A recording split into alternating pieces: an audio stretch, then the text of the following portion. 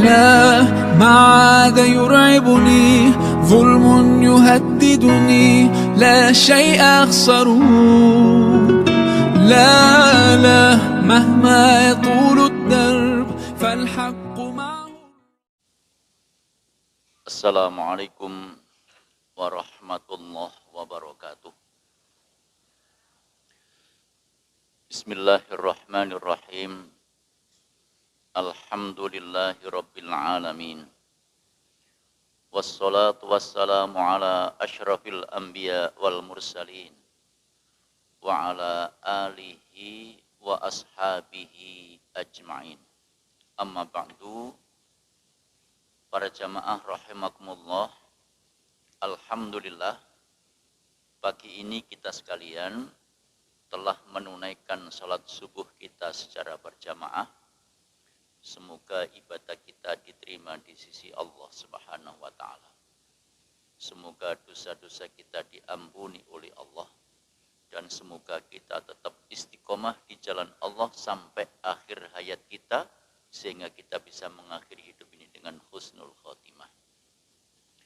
Semoga salawat serta salam senantiasa dilimpahkan kepada Nabiullah Muhammad sallallahu alaihi wasallam beserta keluarga beliau, para sahabat-sahabat beliau, dan segenap umatnya yang taat dan patuh kepada ajaran beliau.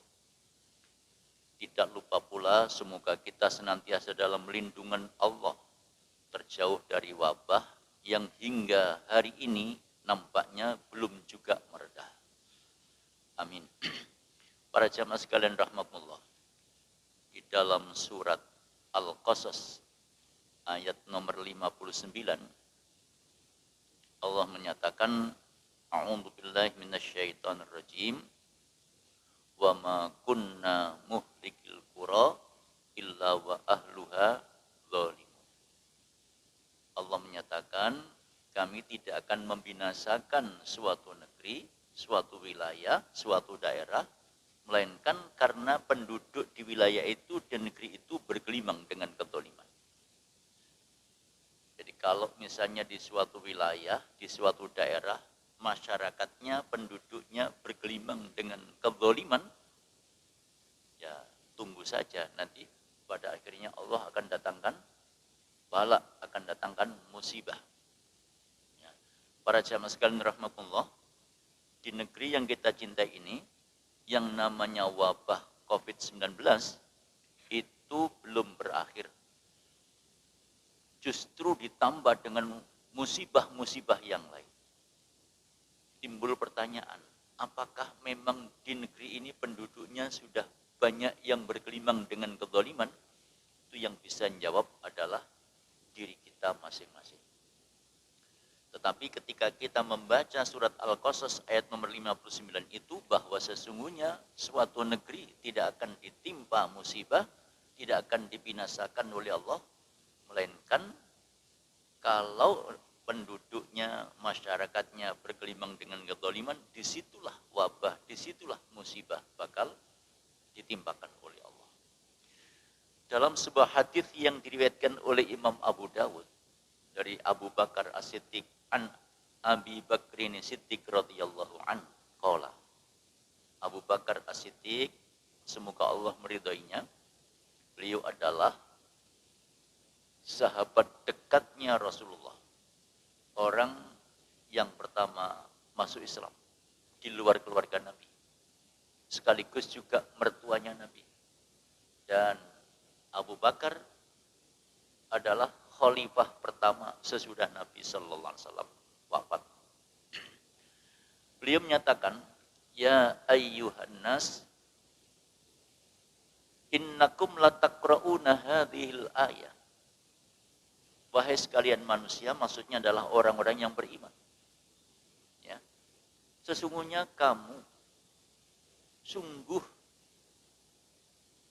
membaca ayat Allah yang terdapat di dalam surat Al-Maidah 105. Ya ayyuhalladzina amanu alaikum anfusakum la yadurrukum man dhalla idza tadaitum.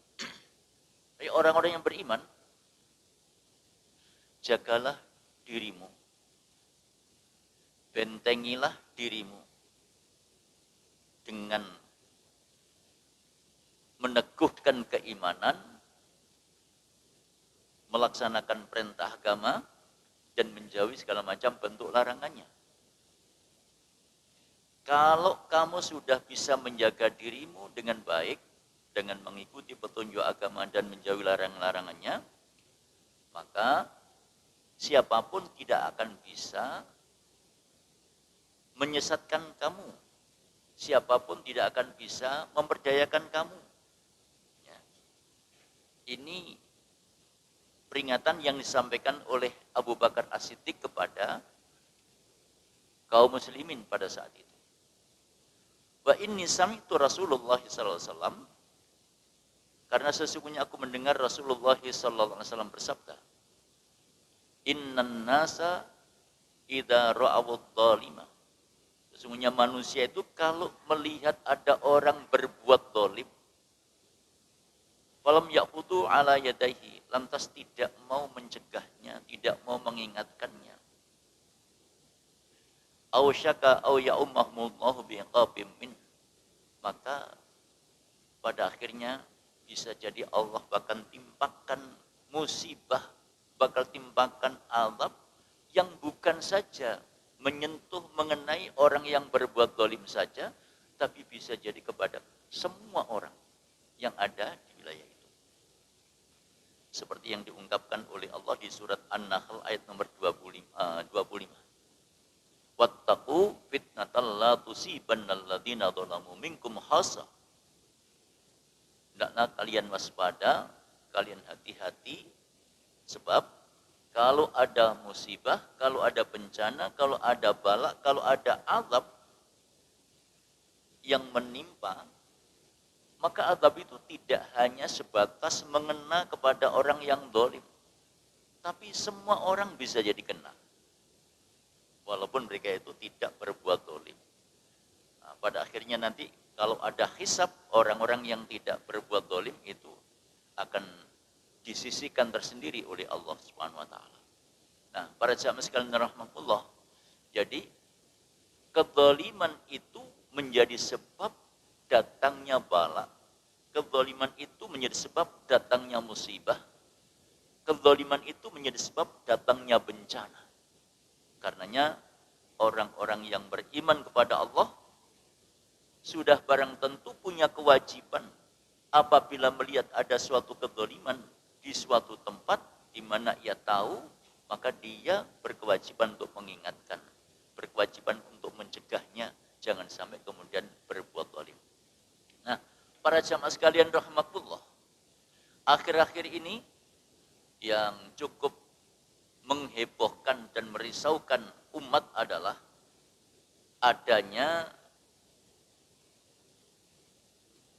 pelegalan miras, minuman keras. Walaupun misalnya itu akan diterapkan di suatu wilayah tertentu, tetapi pada akhirnya mesti akan berkembang kemana-mana. Ya, mesti akan berkembang kemana-mana. Maka kemudian timbul berbagai masukan, saran, kritik, dan seterusnya kepada pemerintah supaya mencabut. Ya, mudah-mudahan ditindaklanjuti dengan sikap tegas untuk mencabut tentang miras itu, sehingga pada gilirannya miras itu bisa terhindar dari masyarakat yang di negeri ini mayoritas penduduknya beragama Islam.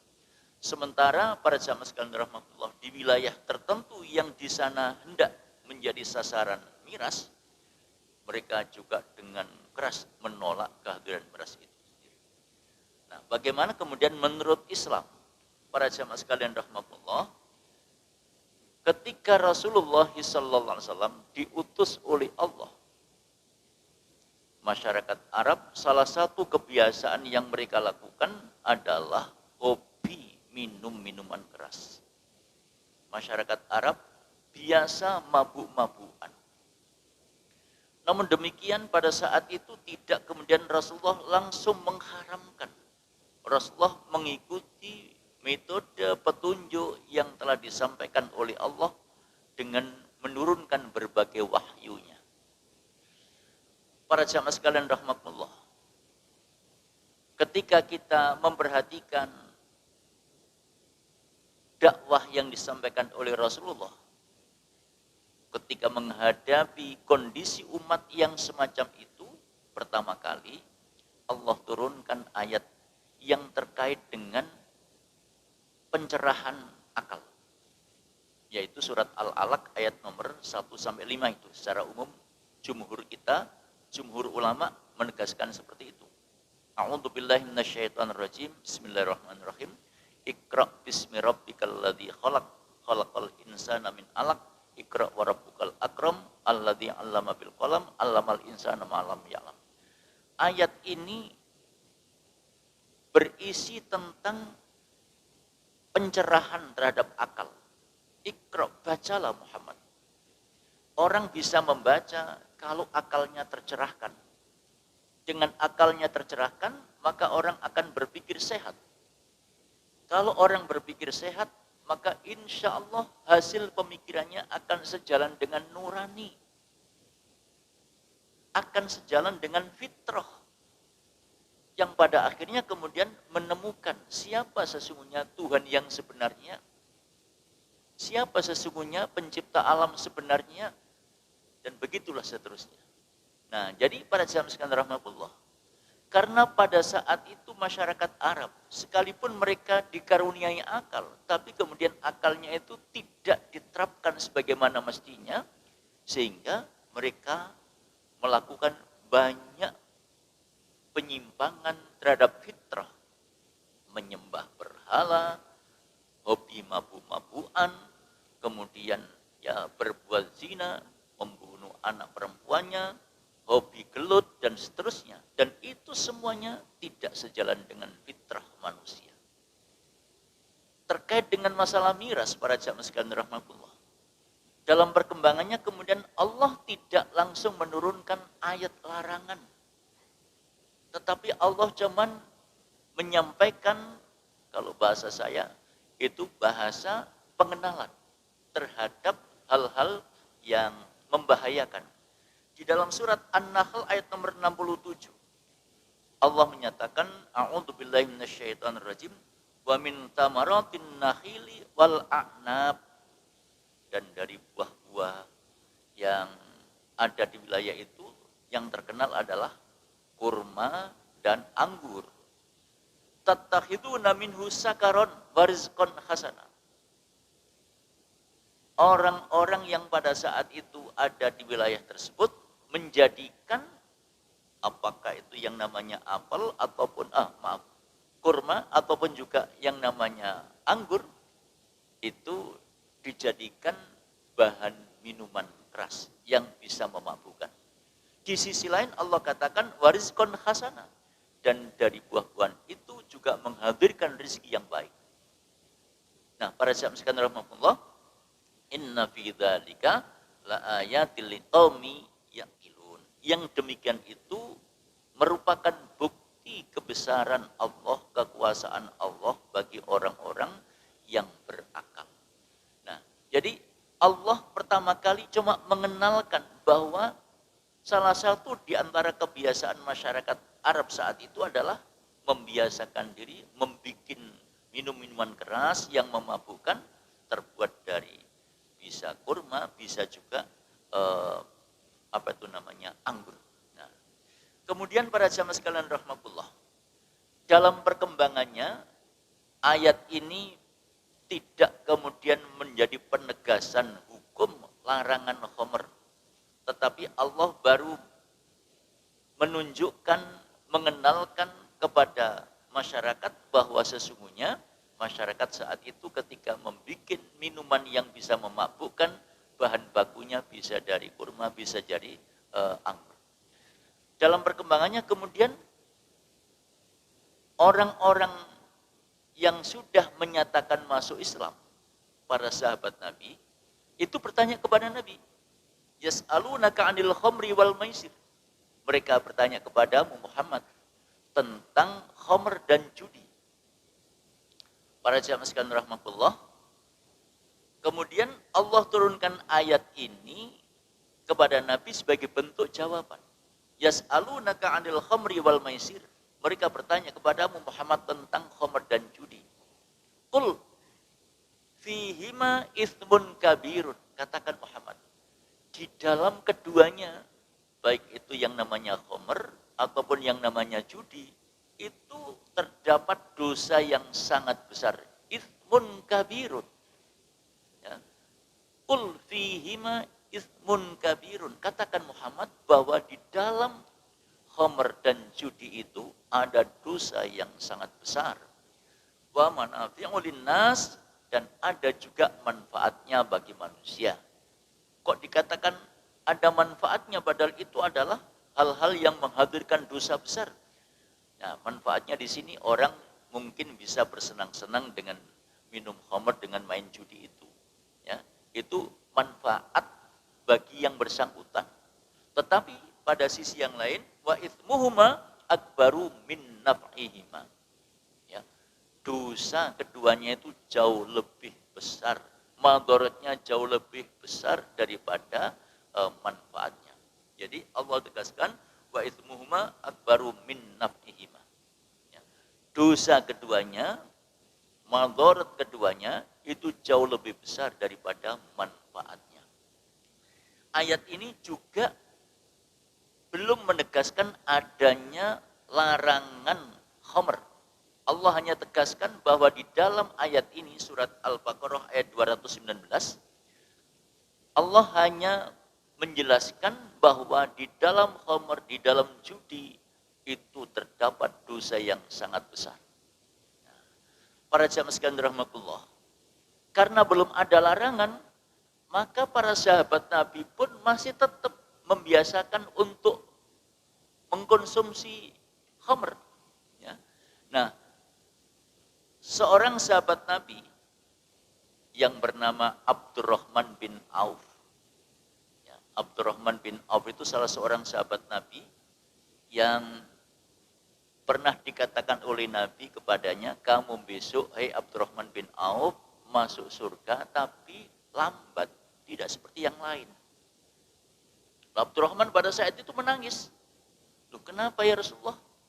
Innaka minal aghniya, sebab kamu termasuk golongan orang-orang kaya. Abdurrahman bin Auf itu seorang pengusaha sukses. Jadi orang itu kalau sudah punya bakat bisnis, semuanya itu bisa jadi duit. Ya. Kalau sudah punya bakat bisnis. Tapi kalau sudah punya bakat bisnis, apapun bisa jadi habis. Nah, Abdurrahman bin Auf ini seorang sahabat Nabi yang dalam perkembangannya membagi hartanya menjadi 3 bagian. Sepertiga untuk infak dan sedekah. Sepertiga untuk menyantuni mantan pejuang perang Badar. Bahasa sederhananya untuk pensiunannya. Ya. Kemudian sepertiganya lagi untuk mengembangkan usahanya. Sudah seperti itu kebaikan Abdurrahman bin Auf ini dalam membela agama Allah. Tapi oleh Nabi masih dibilang kamu besok masuk surga, tapi lambat. Maka kemudian ketika dia bertanya kepada Nabi, mengapa ya Rasulullah? Nabi memberikan penegasan, innaka minal aghniya, karena sesungguhnya kamu termasuk golongan orang-orang kaya. Ini bukan berarti kemudian menjadi kaya itu tidak boleh. Menjadi kaya itu diperintah oleh agama. Cuman kadang-kadang kalau sudah menjadi kaya, penyakit meditnya datang. Ini yang tidak boleh. Ya. Pada umumnya, mohon maaf, orang itu kalau sudah menjadi kaya, penyakit bakhilnya datang. Penyakit meditnya datang. Itu yang tidak boleh. Tapi sebaliknya, ketika orang menjadi kaya, kemudian dermawan, itulah yang sangat didambakan oleh setiap orang-orang yang beriman. Dan itu yang diharapkan sesuai dengan petunjuk agama. Nah, ketika Abdurrahman bin Auf itu mendapatkan penjelasan dari Nabi bahwa sesungguhnya di dalam khamr dan judi terdapat dosa yang sangat besar, sementara belum ada larangan, hobi makan-makan yang sanding dengan khamr itu masih berlangsung. Nah, suatu ketika Abdurrahman bin Auf ini mengundang teman-temannya, para sahabat, untuk makan-makan. Nah, kemudian setelah makan-makan, didampingi pula dengan minuman khasnya, yaitu khamr. Para jamaah sekalian rahmatullah, setelah makan-makan kemudian minum khamr, nah makan-makannya ini sore, lantas datanglah waktu maghrib. Begitu waktu maghrib telah tiba, kemudian salah seorang di antara mereka menunjuk, ada yang ditunjuk menjadi imam sholat. Pas mengimami, mabuk datang, geliyeng datang. Pas geliyeng kemudian moco kuliah. Ya, jadi habis moco Fatihah, moco kuliah. Kuliah ayyuhal kafirun. Mestinya la a'budu ma ta'budun. Tapi la-nya ini disisihkan sehingga tidak terbaca. Sehingga membacanya kul ya ayyuhal kafirun ta'budu nama ta'budun. Ma'abud. Ya, a'budu nama ta'budun. Jadi kul ya ayyuhal kafirun la a'budu ma ta'budun. Mestinya hai orang-orang kafir, aku tidak akan menyembah apa yang kamu sembah. Tapi karena la-nya itu dibuang, maka yang mestinya la a'budu ini kemudian berubah bunyinya, berubah kalimatnya menjadi a'budu ma ta'budun. Aku juga akan menyembah apa yang kamu sembah. Nah, ini fatal. Ya. Yang semula aku tidak akan menyembah apa yang kamu sembah, tapi justru sebaliknya aku juga akan menyembah apa yang kamu sembah. Nah, disitulah kemudian turun ayat surat An-Nisa ayat nomor 43. Ya ayyuhalladzina amanu la taqrabus shalah wa antum sukara. Hai orang yang beriman, jangan kamu mendekati sholat. Jangan kamu lakukan sholat kalau saat itu kamu lagi mabuk.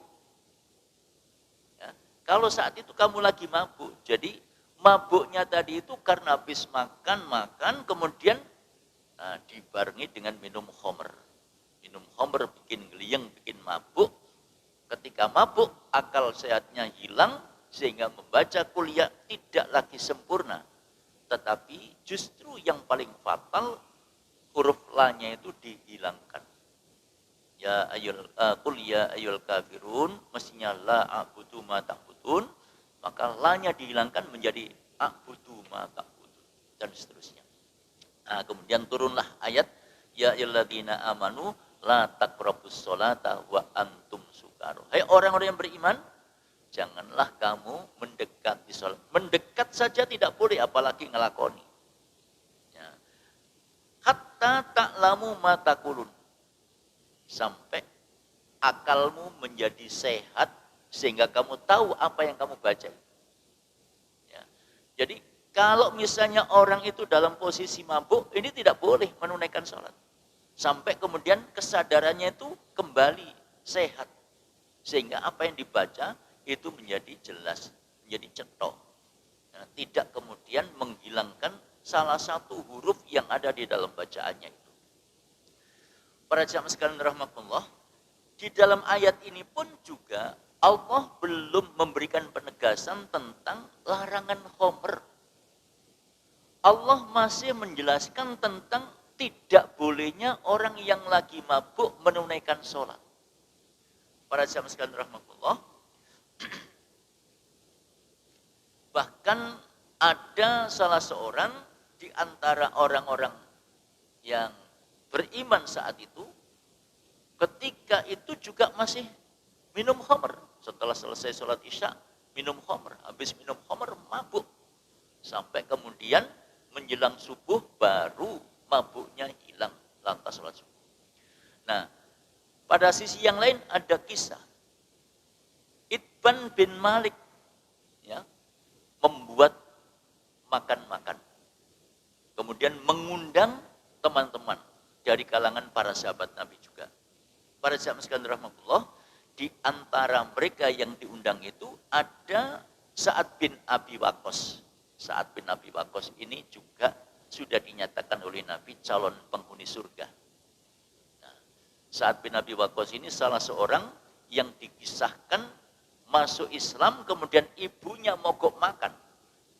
Jadi ketika Sa'ad bin Abi Waqqas masuk Islam, ibunya protes dengan cara mogok makan. Supaya anaknya itu ibah dan kembali kepada agama nenek moyang. Tapi Sa'ad bin Abi Waqqas bersikukuh. Tidak akan kembali kepada agama nenek moyang. Kemudian mengingatkan kepada ibunya supaya mau makan, mau minum, tapi sang ibu tetap tidak menghiraukan nasihatnya Sa'ad bin Abi Waqqas. Walhasil terakhir Sa'ad bin Abi Waqqas menyampaikan kepada ibunya, "Ibu, demi Allah, sungguh pun ibu punya nyawa 100 nyawa, katakan sampai 1000 nyawa misalnya. Lalu keluar satu, ganti nyawa yang lain.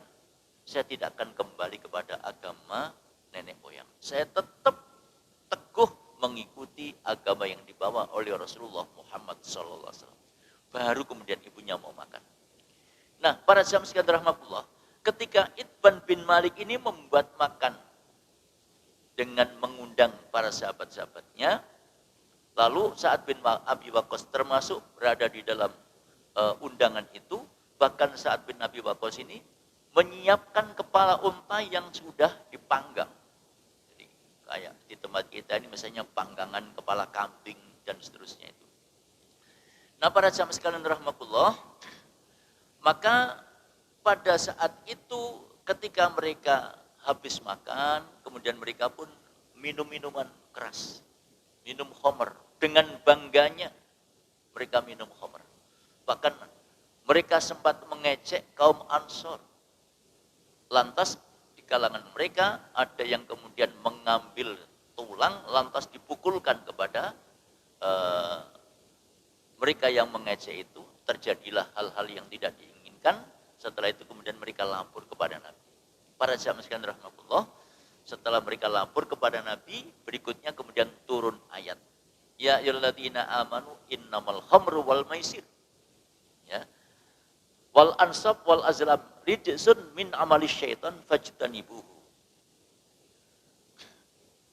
Nah, ini surat Al-Maidah ayat nomor 90. Hai orang yang beriman, ya, siapapun orang yang beriman kepada Allah dimanapun mereka berada, kalau kemudian mereka mengaku sebagai orang yang beriman, maka pada hakikatnya mereka itu diseru oleh Allah lewat ayat ini. Ya ayyuhalladzina amanu innamal khamru wal maisir. Sesungguhnya di dalam khamr, ya, sesungguhnya khamr maupun juga judi, wal ansab wal azlam, undi nasib, penyembahan terhadap berhala, itu rijsun min amali syaitan, perbuatan kotor dari perbuatan syaitan. Oleh sebab itu fajtanibuhu, maka jauhilah, ya, yang namanya khamr, judi, undi nasib dan penyembahan terhadap berhala itu. La'allakum tuflihun, supaya kamu mendapatkan kemenangan, supaya kamu mendapatkan kebahagiaan. Nah, dari sini para sahabat sekalian rahmatullah, baru kemudian para sahabat itu sadar, para sahabat tahu kalau itu adalah ayat larangan untuk minum khamr. Dengan kata lain, larangan itu hukumnya haram. Nah, oleh sebab itu para sahabat sekalian rahmatullah, maka setelah itu para sahabat berhenti untuk tidak minum khamr. Kenapa tidak langsung ditegaskan makrek bahwa khamr itu haram? Para sahabat sekalian rahmatullah, ini bagian dari metode untuk menyampaikan dakwah supaya orang tidak kaget. Jadi ketika misalnya kita menasihati anak, menasihati teman atau siapapun, ini perlu ada pendekatan terlebih dahulu. Tidak kemudian langsung divonis, sebab yang demikian itu akan menimbulkan hal-hal yang mungkin menjadi daya tolak yang tinggi. Jadi ketika misalnya orang itu tidak suka, orang itu hobi makan sambal, lalu dicegah jangan makan sambal, ini juga berat untuk meninggalkannya. Orang hobi merokok, kemudian dicegah jangan merokok, itu pun berat untuk meninggalkannya.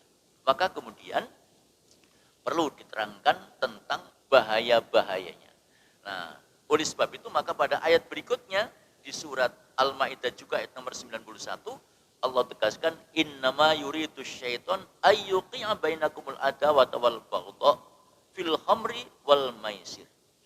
Karena sesungguhnya ya, setan hendak menumbuhkan adanya permusuhan dan kebencian yang terdapat di dalam khamr dan judi itu. Ini memang nyata adanya para jamaah sekalian.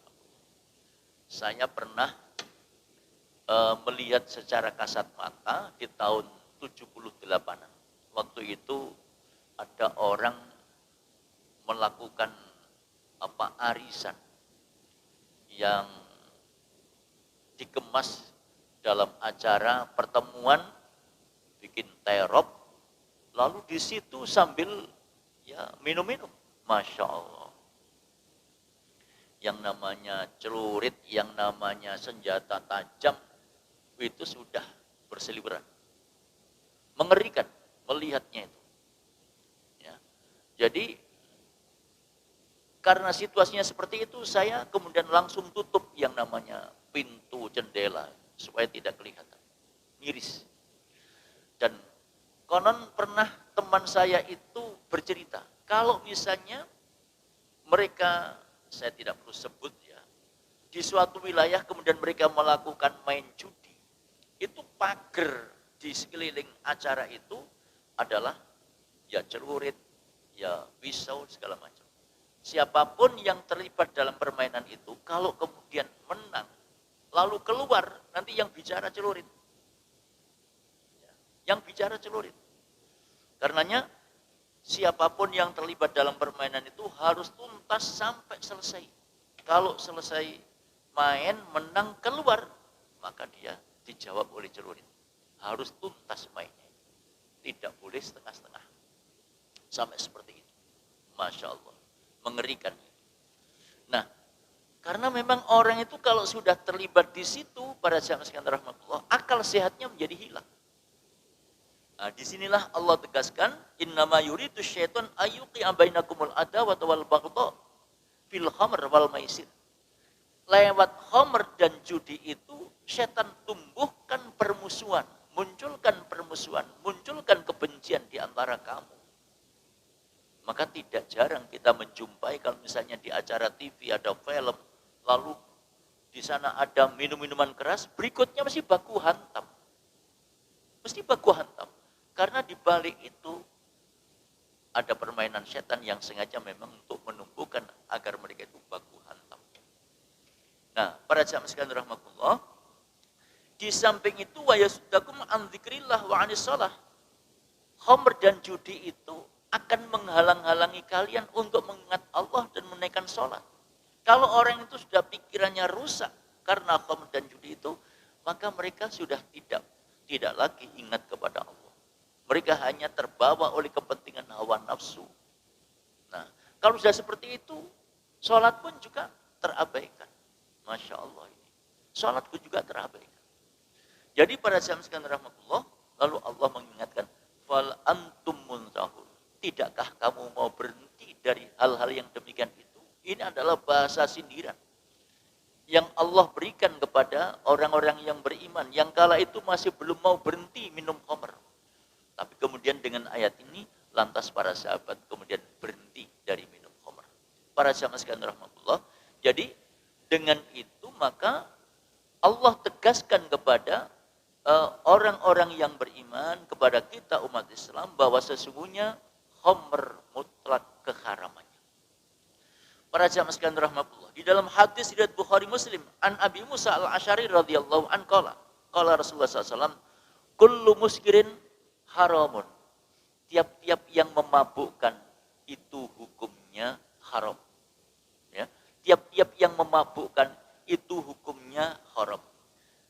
Di dalam hadis yang lain, hadis riwayat Imam Ahmad, Imam Muslim, Abu Dawud, Tirmidzi, Nasai dan Ibnu Majah, an Ibnu Umar radhiyallahu an qala Rasulullah SAW, kullu muskirin khamrun. Tiap-tiap yang memabukkan itu namanya khamr. Apapun yang memabukkan itu namanya khamr. Wa kullu muskirin haramun, dan setiap yang memabukkan itu hukumnya haram. Haram itu sesuatu yang wajib dihindari, wajib dijauhi. Apabila orang melanggarnya, maka berarti dia telah melakukan perbuatan dosa besar. Para jamaah sekalian rahmatullah, rahimakumullah. Jadi ketika orang itu berhadapan dengan yang namanya khamr, pasti nanti pada gilirannya akal pikirannya menjadi tidak sehat. Di dalam hadis yang lain, hadis riwayat Abu Dawud dan Tirmidzi, an Aisyah radhiyallahu anha qalat, qala Rasulullah SAW, kullu muskirin haramun, tiap-tiap yang memabukkan itu haram. Wa ma askara minhul faraku fal milul kafi minhu haram. Sekalipun sedikit itu juga haram. Jadi kalau yang haram itu sekalipun sedikit, setetes pun juga haram. Ya. Oleh karenanya para sahabat sekalian rahmatullah, hal-hal yang demikian ini harus betul-betul kita kenalkan kepada keluarga kita, kepada anak-anak kita, jangan sampai kemudian mendekati perbuatan yang diharamkan oleh Allah itu. Ani bin Umar radhiyallahu anhu qala Rasulullah SAW, haramallahu al-khamra wa kullu muskirin haram. Ibnu Umar menceritakan Rasulullah bersabda, Allah mengharamkan khamr, ya, wa kullu muskirin haram, dan setiap yang memabukkan itu hukumnya haram. Kemudian di dalam hadis yang lain, Ani bin Abbas radhiyallahu an qala Rasulullah SAW, ijtanibul khamra. Rasulullah mengingatkan, jauhilah yang namanya al-khamr, fa innama miftahu kulli syarr. Karena sesungguhnya khamr itu merupakan pintu terbukanya semua bentuk kejahatan. Jadi ketika seseorang itu sudah berani nenggak khamr, maka itu pintu kejahatan bagi dirinya sudah terbuka lebar. Ya, bukan hanya salah satu, semua pintu kejahatan terbuka lebar. Nah, yang namanya kejahatan itu jelas tidak sejalan dengan akal sehat, tidak sejalan dengan fitrah, tidak sejalan dengan hati nurani. Karenanya para jamaah sekalian rahmatullah, maka yang namanya khamr ini wajib untuk dijauhi. Ali bin Umar radhiyallahu anhu qala Rasulullah SAW, al-khamru ummul fawahish. Ibnu Umar menceritakan Rasulullah bersabda, khamr itu induk segala macam bentuk kejahatan. Sumber segala macam kemaksiatan itu adalah khamr. Wa akbarul kabair, dan sebesar-besar dosa. Wa man syaribal khamra tarokas shalah. Siapa yang minum khamr berikutnya mesti meninggalkan sholat. Ya. Kalau sudah meninggalkan sholat, ini yang main adalah hawa nafsu, bukan pikiran sehatnya. Nurannya sudah lepas. Lalu Nabi melanjutkan, wa waqa ala ummi wa ammati wa kholatihi. Berikutnya kalau orang itu sudah seperti itu, maka tidak segan-segan, na'udzubillah, mengumpuli ibu kandungnya sendiri, kata Nabi. Mengumpuli buliknya. Ini hadis riwayat Imam At-Tabrani. Para jamaah sekalian rahmatullah, apa yang dikatakan oleh Rasul ini benar adanya. Saya pernah membaca koran di tahun 95-an yang lalu. Kasusnya ini di Sidoarjo. Seorang pemuda pulang dari melekan malam, kemudian sampai di rumah, maaf, ibu kandungnya dikumpuli. Ini bahaya betul yang dikatakan oleh Nabi. Sangat betul. Ibu kandungnya dikumpuli. Kalau ibu kandungnya saja dikumpuli, bagaimana dengan buliknya? Ya sudah barang tentu. Karena sudah gelap mata. Kalau buliknya saja dikumpuli, bagaimana dengan yang lain? Nah, begitu. Ya, ini akibat khamr. Jadi para sahabat sekalian rahmatullah, ketika orang itu pikirannya sudah tidak sehat, maka kejahatan akan muncul di mana-mana. Ketika kejahatan itu akan muncul di mana-mana, maka berikutnya akan menimbulkan keresahan di banyak orang. Dulu pernah ada seorang brigjen, kalau tidak salah brigjen TNI Angkatan Laut, ditikam oleh pemabuk. Jadi brigjen ini, tentara ini berjalan, tidak tahu kalau di belakangnya itu ada orang yang kemudian menusuk dari belakang, sehingga meninggal. Masya Allah. Nah, lantas kemudian terjadilah tindakan, yaitu pemberantasan miras waktu itu. Jadi para jamaah sekalian rahmatullah, betul-betul apa yang diingatkan oleh agama kepada kita itu benar adanya. Ketika orang itu sudah pikirannya tidak sehat, dan pikiran tidak sehat itu akibat homer, maka yang terjadi adalah berbagai kejahatan, kemaksiatan. Ya. Yang terjadi adalah kemaksiatan, yang terjadi adalah berbagai kejahatan.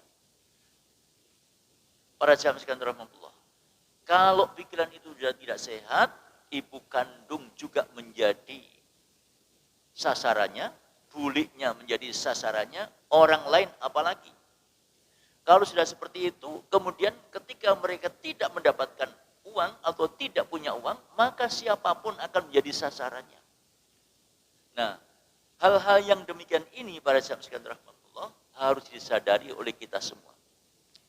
Di dalam hadis yang lain riwayat Imam At-Tabrani juga, ya, an Ibnu Umar radhiyallahu an qala Rasulullah sallallahu al-khamru ummul khaba'ith faman syaribaha lam tuqbal salatu arba'ina yauman.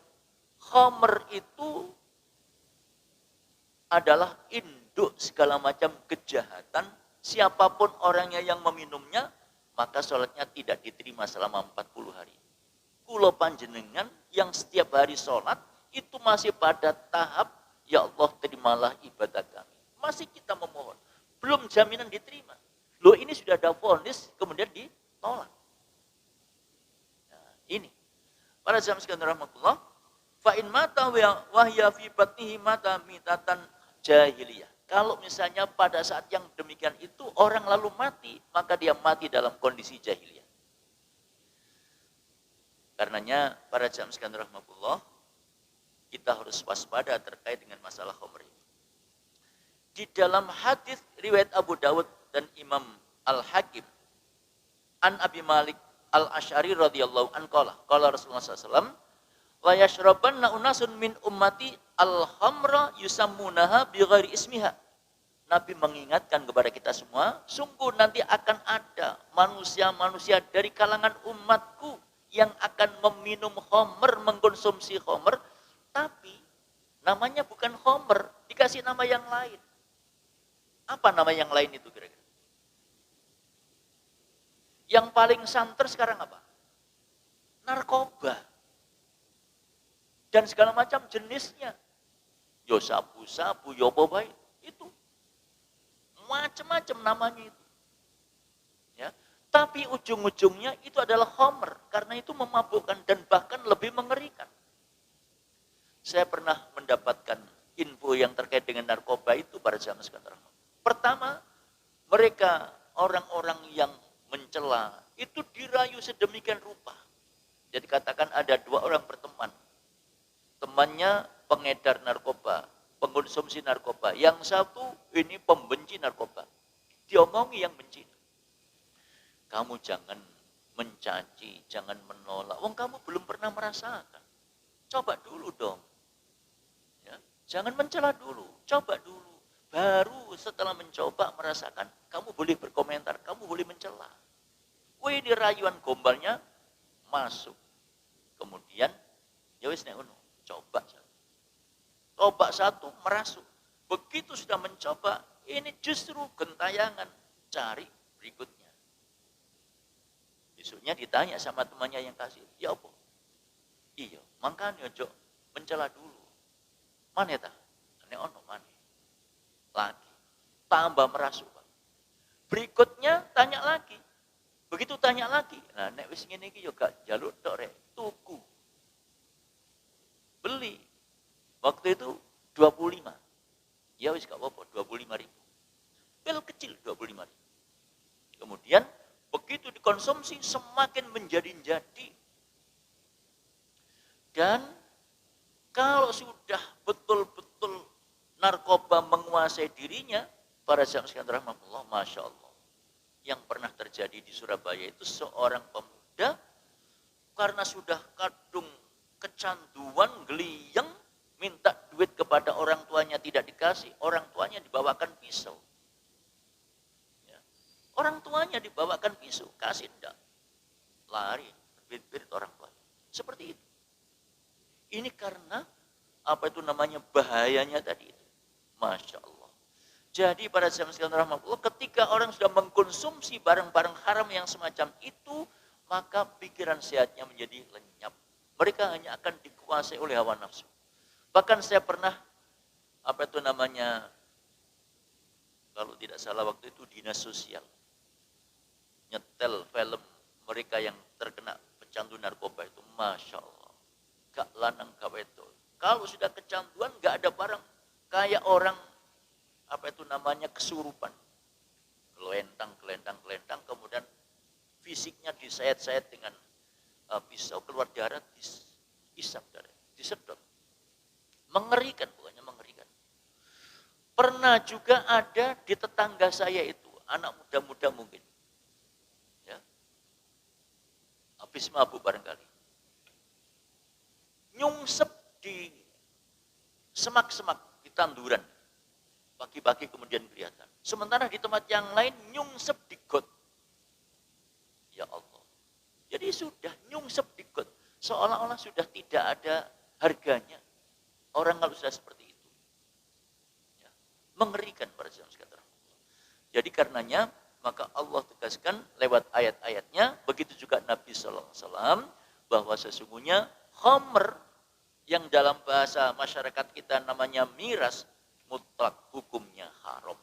Dan setiap yang haram wajib ditinggalkan. Keharaman ini bukan hanya Islam yang mengharamkan, tapi semua agama itu tidak berkenan dengan hal-hal yang berbau kejahatan. Nah, para sahabat sekalian rahmatullah, selanjutnya di dalam hadis riwayat Imam Abu Dawud dan Imam Al-Hakim, Nabi mengingatkan kepada kita, la'anallahu al-khamra wa syaribaha wa saqiyaha wa ba'i'aha wa mutaba'aha wa asiraha wa mu'tasaraha wa hamilaha wal mahmulatal ilaihi wa akila thamaniha. Orang-orang yang dilaknat oleh Allah itu bukan hanya peminumnya.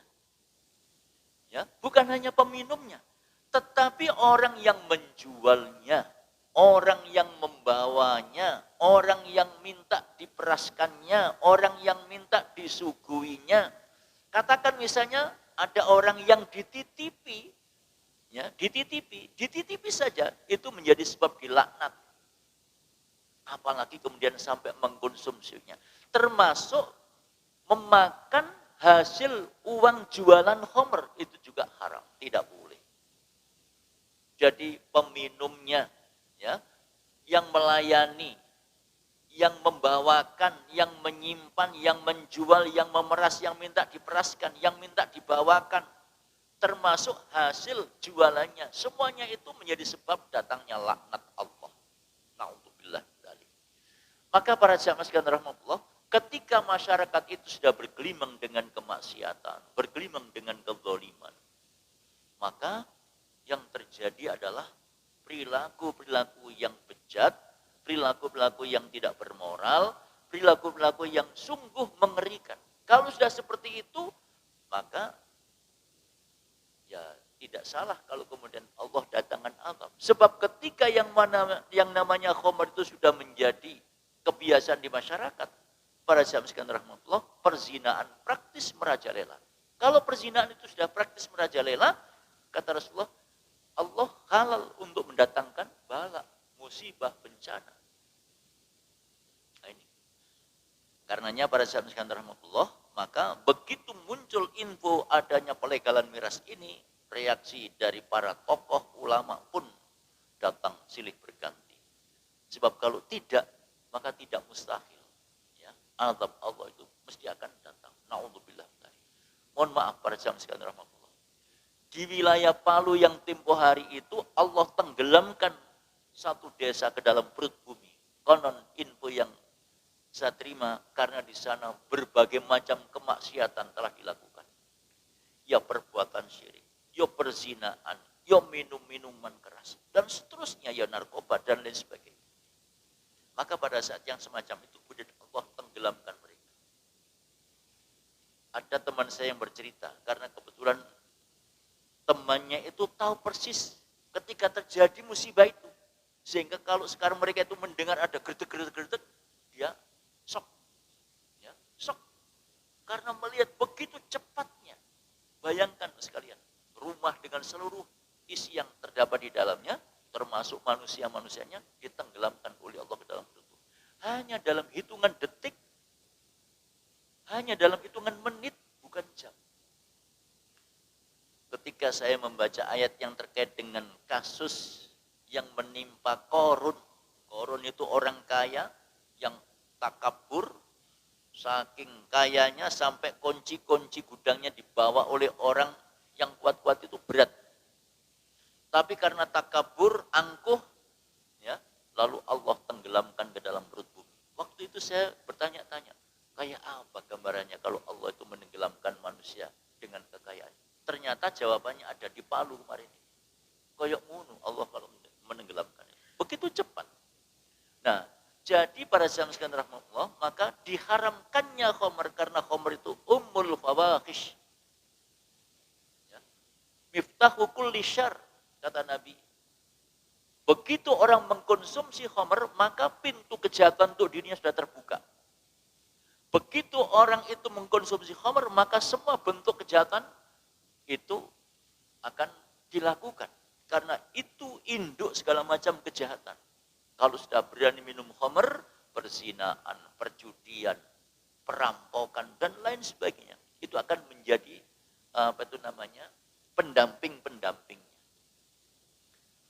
Bahkan pernah, mohon maaf ini, istri saya pernah cerita begini. Dulu ada seorang pemuda yang saking hobinya minum khamr. Masya Allah. Di saat Ramadan pun tiba, neneknya itu disuguhi khamr menjelang buka itu. Kan warnanya kayak teh, diwadahi ember, kemudian waktu berbuka diminum. Lalu berkomentar, loh, kok ini rasanya teh? Si pemuda itu laka-laka.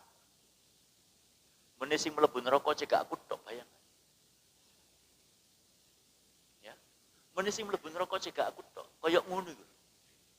Na'udzubillah dari. Jadi pada zaman sekalian rahmatullah, ketika orang sudah tercemari pikirannya dengan khamr, maka pikiran sehatnya menjadi hilang, dan kalau sudah seperti itu, tego mentolo kepada siapapun akan terjadi.